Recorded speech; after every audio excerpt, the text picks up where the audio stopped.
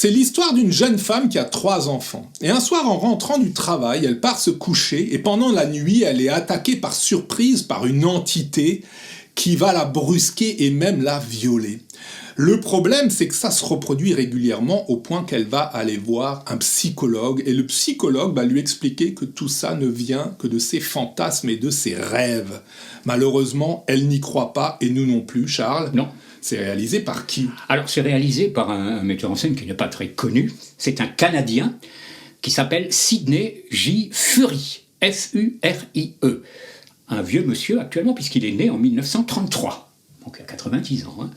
Et qui a commencé sa carrière dans les années 60 avec un premier film qui a été un succès, c'est un anti-James Bond, The Ipcress File, avec Michael Caine, qui interprète l'agent Harry Palmer. Alors c'est vraiment de l'anti-James Bond. C'est un film très sobre, un peu qui fait penser à l'univers de John le Carré. Bonne réalisation, d'ailleurs Michael Caine reprendra le rôle avec d'autres réalisateurs dans 2 films. On lui doit un très curieux western, apprécié par Patrick Brion, le monsieur cinéma du cinéma de minuit, L'homme de la Sierra, The Appaloosa, sur un rapport entre un homme et un cheval, avec Marlon Brando. Film très intéressant, peu diffusé. Puis, bon, divers films de tout genre, L'ultime randonnée, sur des motards, un Superman, le numéro 4, bon, pas le meilleur, là. Et cette ovni cinématographique, qui s'appelle en anglais The Entity, donc tu l'as dit, une entité, et qui est certainement son meilleur film. Oui, alors il faut savoir que le film est une commande, oui. Une commande qui fait suite à un fait divers qui a eu lieu en 1974 en Californie. Il y a une jeune femme qui s'est fait vraiment attaquer par un esprit invisible. Et ça a donné l'idée à un écrivain d'en faire un roman, en tout cas d'en faire un bouquin. Oui, je peux juste dire, l'écrivain c'est Frank de Felita, qui était déjà assez connu des amateurs, puisqu'il a également écrit Audrey Rose, que Robert Wise, le cinéaste de West Side Story, et de La Maison du Diable. Curieux hasard. Ouais. C'est l'histoire d'une réincarnation, assez fort aussi, avec Anthony Hopkins. Cet écrivain a été mis à contribution pour écrire le scénario du film, et forcément ça nous donne une histoire qui tient la route. Très rapidement, on rentre dans le vif du sujet puisque on a une petite présentation très sommaire de notre héroïne. Bon, on va expliquer qu'elle a un travail, qu'elle suit une formation, mais sans plus. Et après, directement, on rentre dans l'action et on ne laisse jamais le spectateur respirer.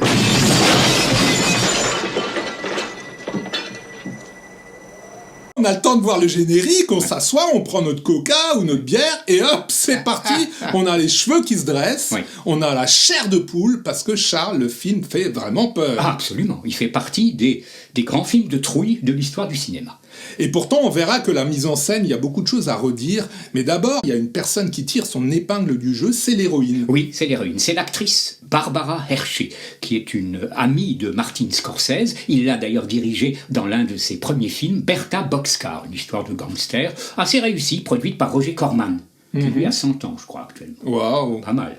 C'est Barbara Hershey qui fera découvrir à Martin Scorsese le livre grec « La dernière tentation du Christ ». Et Scorsese, emballé, lui a dit « Un jour, je ferai ce film, et tu seras Marie-Madeleine ». Et il le fera avec ce qu'on sait, les problèmes qu'il a eus. Alors non pas cette fois-ci avec la censure, mais des problèmes avec notamment les intégristes catholiques. Ouais. Donc Barbara Hershey, actrice discrète par ailleurs, belle femme, carrière relativement intéressante, souvent d'ailleurs des rôles de victimes. L'épouse de Michael Douglas dans Chute libre qu'on a traité. Elle est aussi elle est victime de violences conjugales dans un film avec Dennis Hopper, qui n'était pas un gentil dans le film. Donc une actrice tout à fait intéressante et qui là s'est, on va dire, totalement investie dans le rôle. Alors, pas totalement, Charles. Elle a quand même su garder une certaine pudeur, parce que il faut dire que dans le film, il y a vraiment des scènes de nu, même des scènes de nu intégrales, et plusieurs fois, elle se fait tripoter les seins. Eh bien, il faut savoir qu'elle a posé comme condition avant le tournage du film de ne pas faire de scènes de nu. Donc, la production a été obligée de fabriquer des mannequins pour $65 000.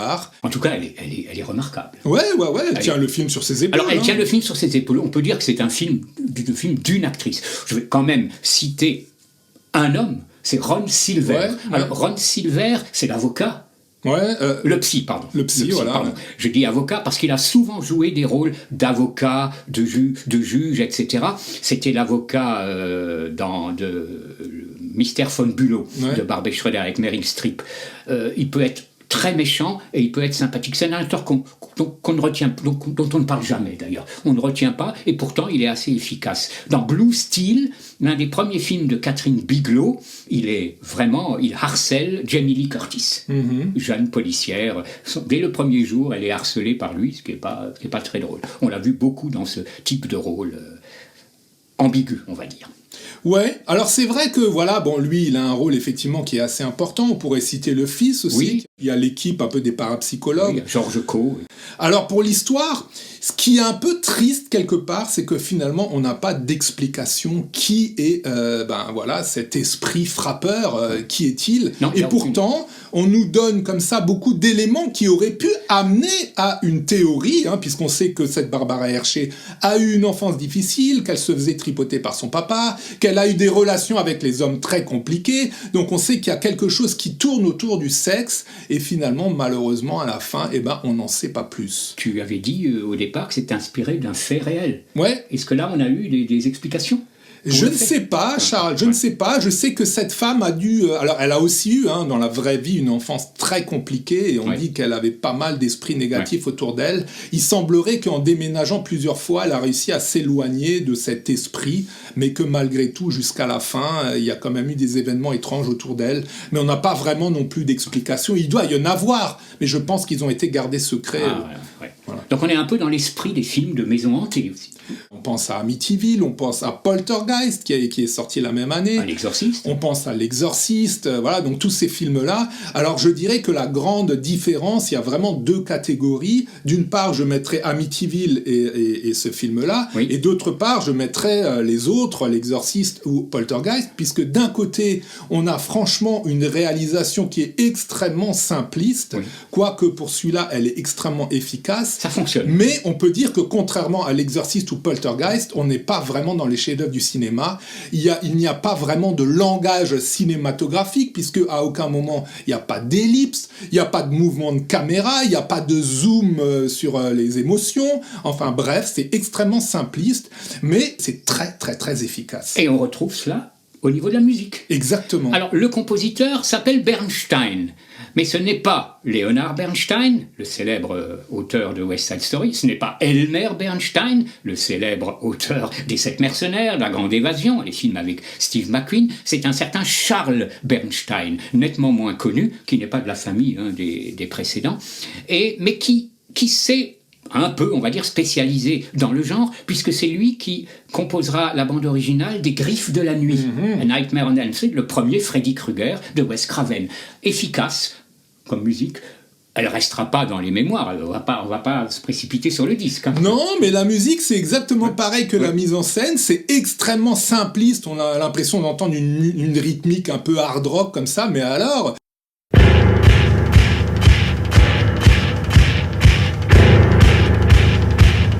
On n'est jamais tranquille dans ce film. C'est un film qu'on retiendra parce que c'est vraiment rare de se faire secouer autant pendant un film.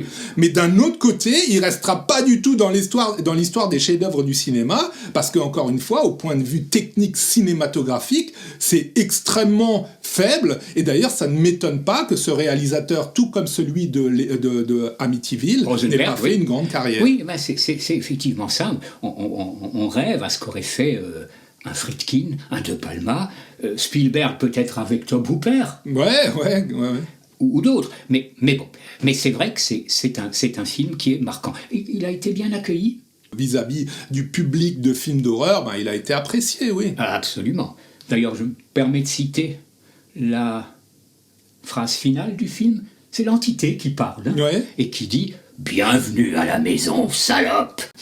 C'est fin. Ah oui, c'est du Marcel Proust. Donc, soyez sous l'emprise de cette entité. On n'en sort pas indemne. Non, c'est un film qui marque. Oui. Même si, encore une fois, Sidney Furie, je l'avais déjà dit à un moment, c'est pas une furie, mais bon, le travail est efficace. Ouais. À bientôt.